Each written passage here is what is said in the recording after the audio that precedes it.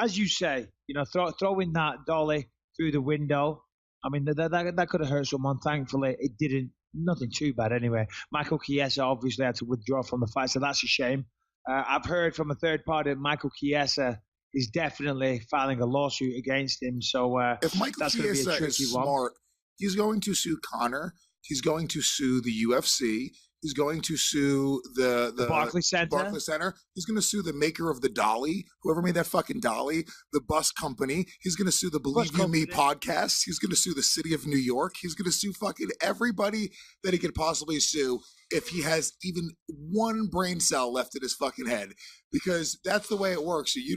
Let me tell you something, dude. Conor McGregor, believe me, he makes a lot of fucking money, dude. But what he should really be worried about is if somebody like Ray Borg just says, hey, dude, fuck it. I'm going to do the math. And saying I can never fight again is more valuable than the money that I'm going to make in my UFC career from suing him. You might just take that fucking paycheck. I know I would. I'm just going to play devil's advocate here for a second, though, and just say, yeah, of course, Ray Borg had pulled out of his fight, and of course, I'm sure he is injured. But when you look on the embedded, he had a pair of glasses on. Now, call me stupid, but surely a pair of glasses would shield any glass from getting into your eye.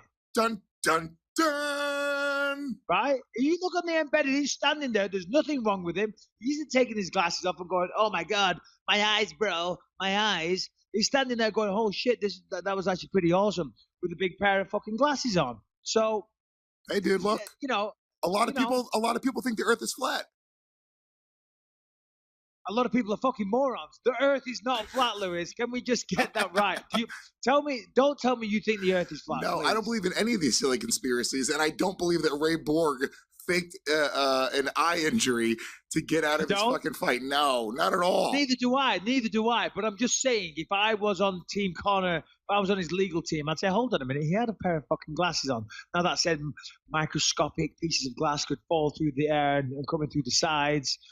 So listen, I'm not making fun of it. I mean, it's a shame for Ray Borg. Rose Namajunas was very upset. She was going to, she was upset. She was crying. She contemplated pulling out the fight for a while. Fortunately, she did it. She had a fantastic performance against Jan Jacek. We'll get into that later. And then after the fight, after the incident, then they all ran away. They all ran into the shadows like the rats that they were, and then went on the run for a little while. Yeah, I mean, you just couldn't make this up. It's crazy. Yeah, it really is. It's almost out of a movie, and the reality is, here's just the truth. The big winner in all of it is the UFC, because there's no such thing as bad press. I'll tell you this right now. He's not happy. He's not happy. It's not great, but let me tell you something. Conor will fight again in the UFC. There's no way they're fucking going to cut him. The amount of eyes that are on the sport right now, to be honest with you, I stopped really caring about UFC 223. It just sort of injected this energy around the event. Like it was so fucking weird and bizarre, the whole thing. But I ended up getting offered tickets to go from a buddy of mine, like last minute. And I was like, dude, fuck it. I'm going to go and watch L.I. Quinta try to fucking beat Khabib. This is kind of like intriguing, the whole thing. But. So Dana said he was disgusted by it. He said it was by far the worst thing that's ever happened in the history of him being involved with the company or the UFC, full stop. Nothing like this has ever happened. It's disgusting. This is worse than anything. It's criminal. Okay, blah, blah, blah, blah, blah. I'll tell you right now, if that was fucking Ray Borg that threw a dolly through that, if that was Rafael Dos Anjos that did that, give me another name. If it was fucking anyone else, they'd be gone. They would be so fucking done in the organization. Yeah. Okay, but no, the footage is on the embedded. Oh, they're using it to promote. Yeah, of course. Yeah, of course. And then because listen, if you're the UFC now, you have to do Khabib versus Conor and that's all the countdown show will be. It will be Conor running in there, smashing the window, Khabib's reaction, all that type of stuff. So listen, at the end of the day, if I'm a businessman, if I own the UFC, is that how you want people to behave? No. But can you turn it into a positive? Of course you fucking can. And you're going to make a shit ton of money. I mean, that is going to be a massive pay-per-view, 100%. Khabib already has a huge following. Conor, of course, massive following. Them two fight after all that. Oof, forget about it. Well over 1.5 million buys. Guaranteed. Ireland versus Russia. international, huge fight. It's also a fight that, like, can Conor beat Khabib? Can he stop the takedown? Can he? It's an intriguing fight just in general. And obviously I want to talk to you about your thoughts. Yeah, I want to get into that. Yeah. Well, let's get into that, because if Conor was to fight him, I mean, listen, I like Khabib, and I'm far from a Conor nut hugger or dick rider or whatever you want to call it. But what's Joe Rogan put out a statement this morning apologizing for his comments during the commentary. He was kind of critical about Khabib's performance. Even still, Khabib truly dominated that fight. It was 50-44, 50-43 in some of the scorecards. Yeah. He clearly won every single round. Took him down in round 1, round 2.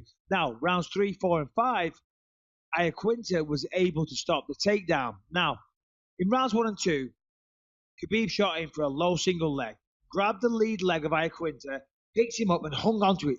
Deer tied, just had it squeezing it. Now, normally what you do is you kick the leg out the way Iaquinta was trying to do. But because you're dry, because it's round 1, you've got a nice tight vice grip, grabbed him, sweep the other leg, put him down.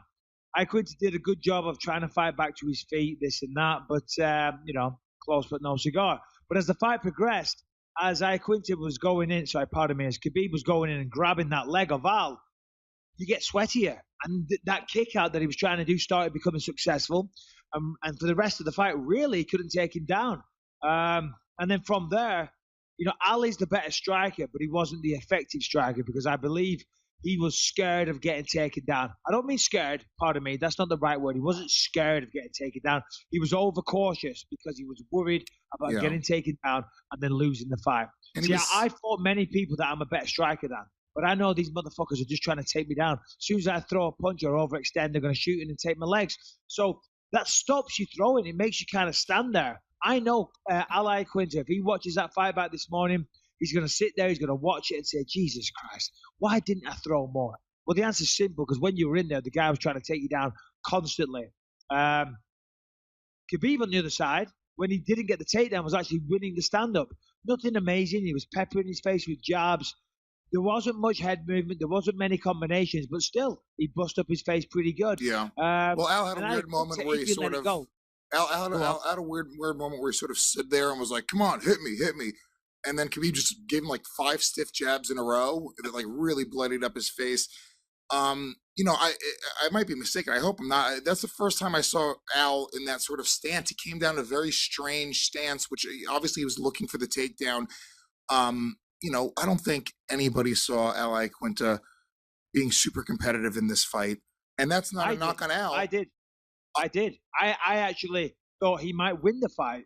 I actually thought, and no disrespect to Max Holloway, Al Iaquinta, after a full training camp, is a tougher fight for Khabib than what Max Holloway is on 6 days' notice. And of course, I'm the biggest fan of Max Holloway. The guy's awesome.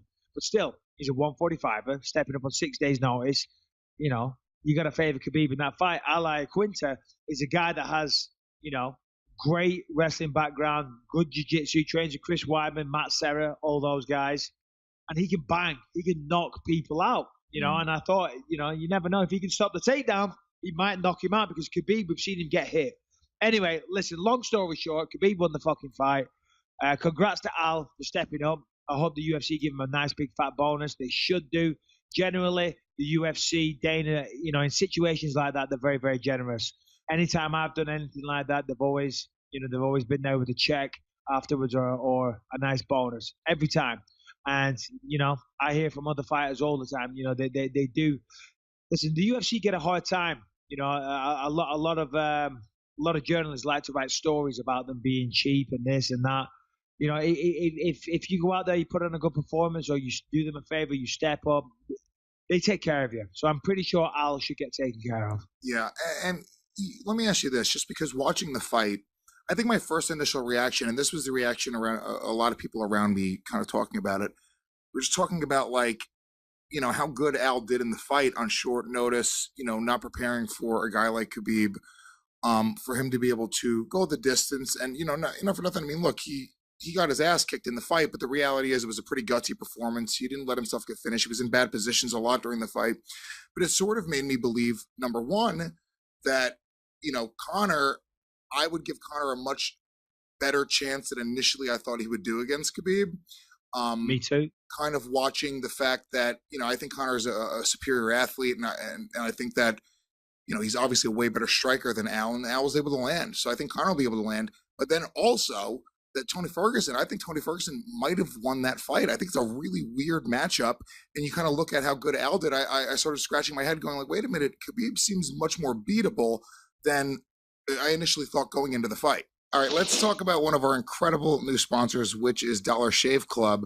I'm going to tell you right now, dollarshaveclub.com delivers everything you need to look, feel, and smell your best. Dollar Shave Club has razors, shave butter, shampoo, body wash, toothpaste, everything you need to look, smell, and feel great, okay? Look, we know you're a good-looking motherfucker, and you don't even need the help. If you listen to this show, you're a classy guy. But I'm going to tell you right now, every little bit helps. You go out, if you're single or if you got a chick, this is going to make them happier. Happy wife, happy life. I get an amazing high-quality shave every morning from my Dollar Shave Club executive razor. It's the best razor I've ever used. I really mean that. Their Dr. Carver shave butter is fantastic. It goes on clear, so you actually get to see what you're shaving. And since Dollar Shave Club delivers everything to you, you don't have to set foot in a store. Michael Bisping, I know you got your Dollar Shave Club package, and you were raving about it to me. No, absolutely. I can't believe how sharp that razor is. It's crazy. And as you said, the Dollar Shave, the shave butter, that was so fantastic. Because afterwards, when I've shaved in the past, it just kind of chafe.